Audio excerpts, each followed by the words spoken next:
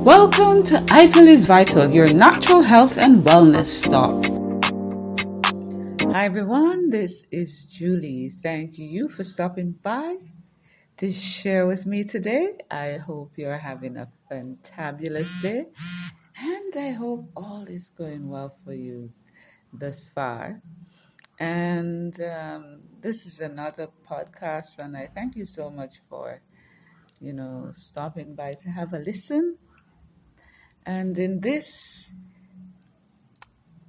episode, I want to touch on the PCR test, the polymerase chain reaction test.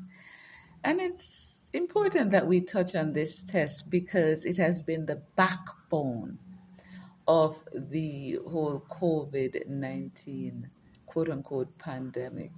And the reason I say that it has been the backbone is because this is the test that was used to say whether someone was COVID-19 positive or not. And it is these numbers that were used to drive the pandemic, basically. And many people had not heard about this test before, although it has been around.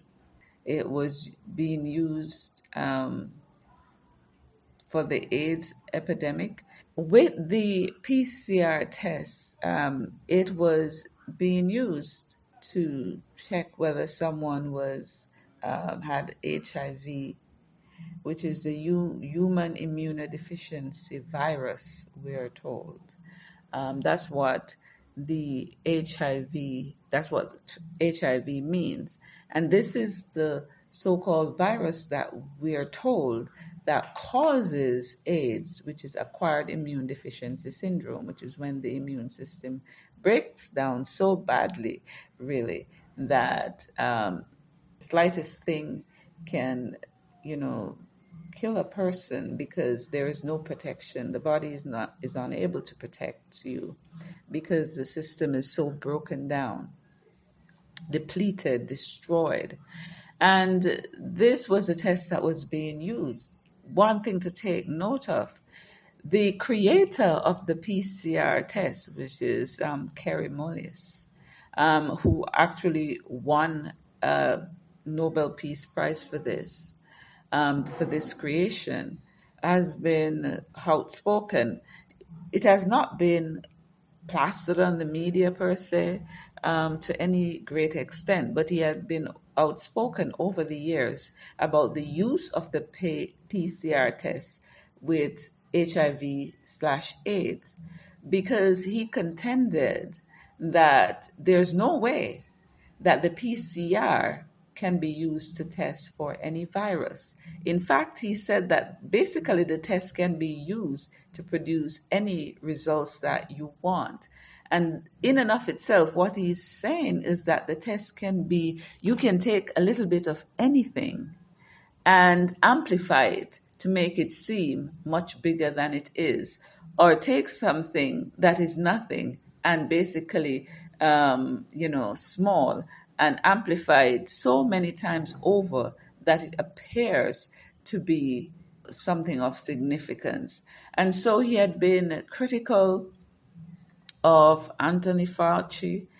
He spoke out about that. And as a matter of fact, I'm going to play an excerpt of this short, somewhat of something put together, not by myself, by someone else, as it pertains to Kerry Mullis' stance when it comes to the PCR test. So let us listen to that. It's not very long. It's about 3 minutes plus, but it's worth a listen. So here we go. Dr. Kerry Mullis was awarded the Nobel Prize for his invention of the polymerase chain reaction, the PCR.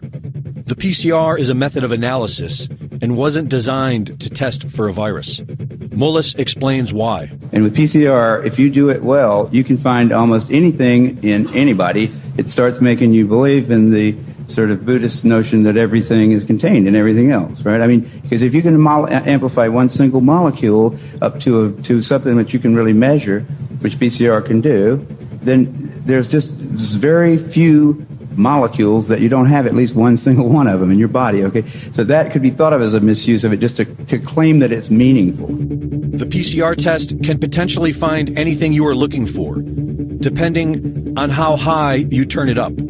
And this is exactly what has been done. The official protocol given for the PCR testing of COVID-19 created a floodgate of false positives to skew the results. They call it asymptomatic because it's a lie. These people don't have symptoms because they don't have COVID-19. They do it today because they've done it in the past and always gotten away with it. 30 years ago, Anthony Fauci, head of the NIH, made a name for himself by pushing for higher doses of the deadly drug AZT, an old cancer chemotherapy too dangerous for approval, onto AIDS patients. Kary Mullis was hired to measure HIV in people's blood samples with his PCR. He was working under the premise that HIV was the probable cause of AIDS. But when he went looking for the proof, he found there was none. They just made it up. What is that paper? Who do I go to for that? And I looked around, I asked a couple of virologists at that company, and they said, no, you don't have to reference. I said, I have to reference that because I don't know where that came from. How do I know that? And it turned out that nobody knew it. And I was getting really freaked about that. That's when I first started saying, they don't know. Nobody really knows. This whole thing is a big sham. Mullis pointed out how the CDC was losing money and how the HIV-AIDS connection brought their profits back in the black, and how the men at the highest levels were all in on it. Kary Mullis knew these men were dangerous. They don't want people like me walking up and asking them those kind of questions, and they're willing to go to great lengths to prevent that. They're out on a limb. I wouldn't want to be there with them. But he was still outspoken. When ABC's Nightline approached him about doing a documentary on his work, Mullis convinced them to cover the HIV debate after nearly a decade of ignoring it. In a 1994 interview with Celia Farber for Spin magazine, Kary Mullis expressed how he really wanted to expose Anthony Fauci and Robert Gallo. He said that he'd be willing to chase the little bastard from his car to his office, a Nobel Prize winner trying to ask a simple question from those who spent $22 billion and killed 100,000 people. It has to be on TV. I'm not unwilling to do something like that.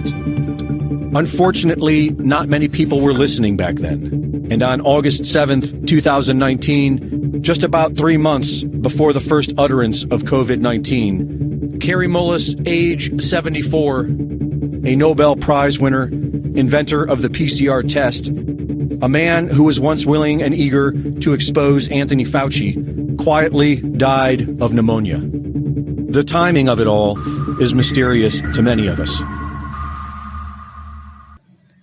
Yes, I hope that you were able to listen to that audio. And it strikes me as rather odd that he, was reported that he died just a few months before the first utterance of the COVID-19 so-called pandemic, especially knowing how critical he was of Anthony Fauci, who basically, is the head of the whole COVID-19 situation, and how integral his tests has been in them basically pulling off this COVID-19 scam. The PCR test has been an integral part of that. And knowing how critical he was, I'm sure he would have been very vocal about this. Maybe he would not have been on the social media per se, but certainly there would have been some attention, I believe, that would have been turned his direction. And more people being interested probably would have found out, his perspective on the PCR test. And being that he is the creator of the test, and also won a Nobel Prize for that test. Obviously, he knows the test. He knows what it was about because he created it. So that in and of itself, to me, was a big red flag. And the so-called science, and science is another thing that we will have to really delve into, because science isn't what we have been told. We have, science is always presented as this infallible thing that doesn't produce mistakes, or is so concrete and so on and so.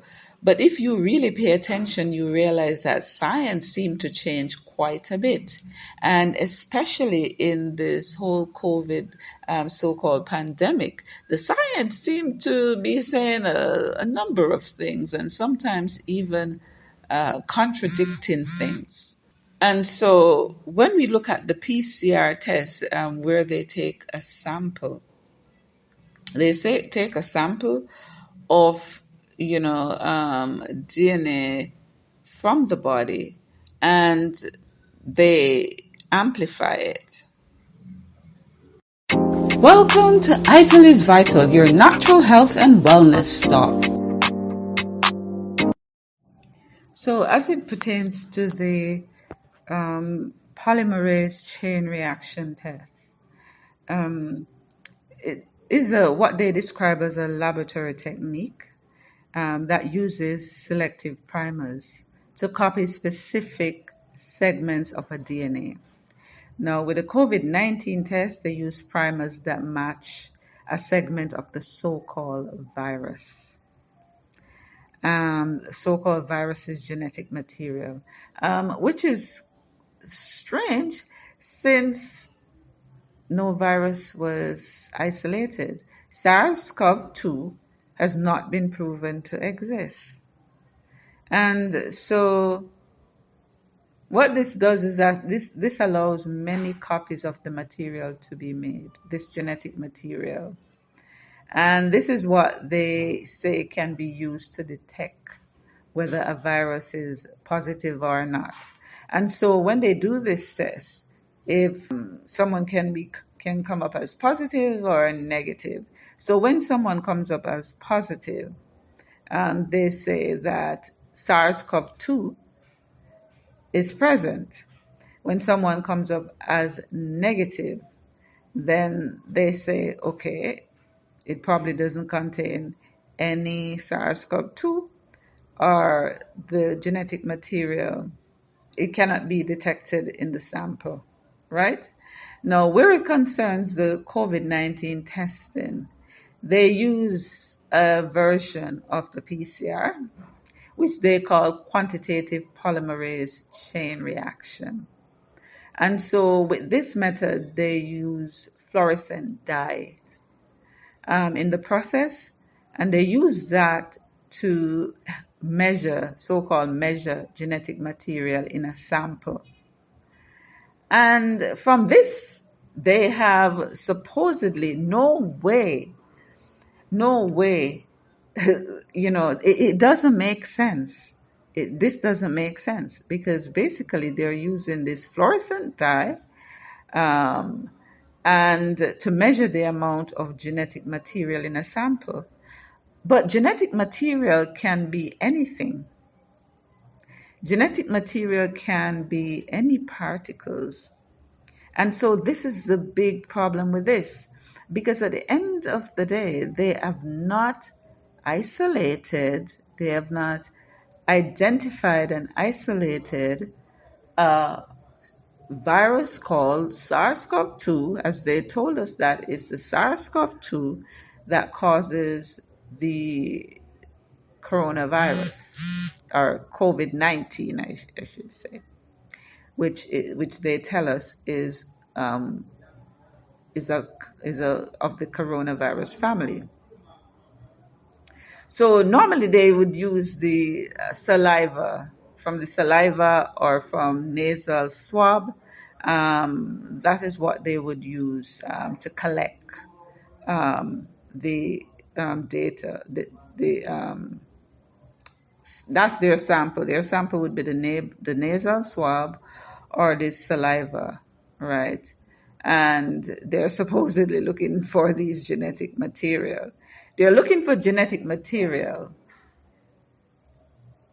But in this, what is missing?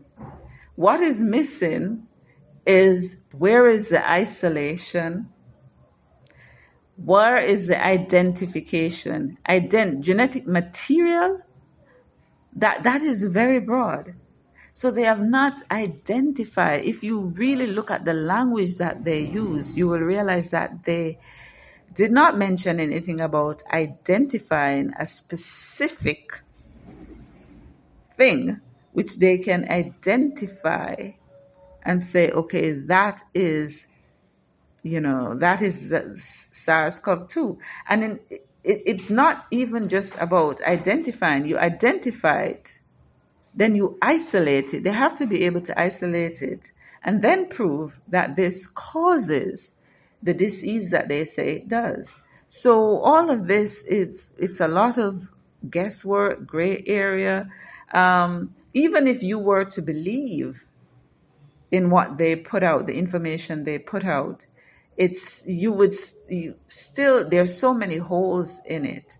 It's just not making sense. At the end of the day, the person who created the test, Karen Mullis, has spoken. He may not be here, but his words, he had given interviews, he had talked about this, because it's something that he had been against in all that I've seen thus far, in how this was being used, because he believed that it was being manipulated and they basically didn't know what they were doing.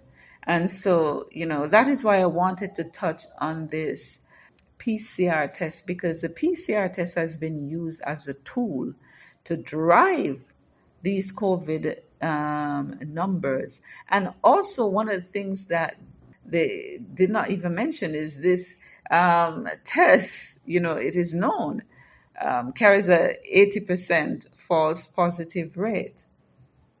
And of course, that will happen when you're using something to test for something that is not there. Of course, you can get any number of responses because you're testing for something that doesn't exist. And even today, it's for many places, it seems like the test isn't going anywhere soon. If you have to go into a country, if you have to leave a country, if you have to go, some people for their work, they have to be taking the tests, at regular intervals and so on. And this is all unfortunate. It's all unfortunate. And they use the PCR test. It's one of the tools that they use to manipulate the minds of people, to manipulate data, and to drive up the fictitious numbers. And, people have to become aware of this, find out more about this test, find out more about what the creator of the test, Karen Mullis, had to say about it. And, just get yourself informed so that you don't continue to be fooled by this trickery that is playing out in our lives, and also in front of our very eyes. So I will leave it at that for now for this one. And if you have any questions, feel free to message me, and we could always explore and then expand on any issue, and that I'm able to, And so I hope you do find this useful. I hope you'll have a fantabulous day.